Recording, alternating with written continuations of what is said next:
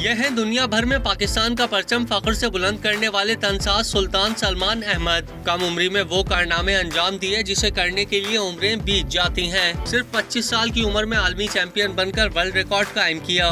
उनके अलावा south Asia में अभी तक कोई कम उम्री में चैंपियन नहीं बन सका। सलमान अहमद कहते हैं, बॉडी बिल्डिंग का मुस्तकबिल नहीं, यहाँ कुछ मिलने की उम्मीद होती है तो फेडरेशन पहुँच जाती है।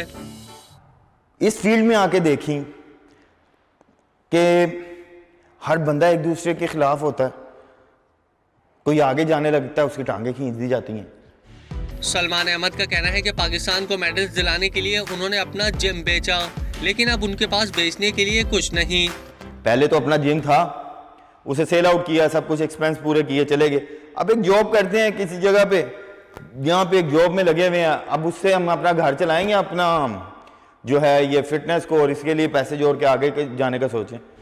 दुनिया भर में बॉडी बिल्डर्स को उनकी हुकूमतें तमाम सहूलियात फराहम और मुकम्मल सपोर्ट करती हैं, लेकिन पाकिस्तान में उल्टी गंगा बह रही है।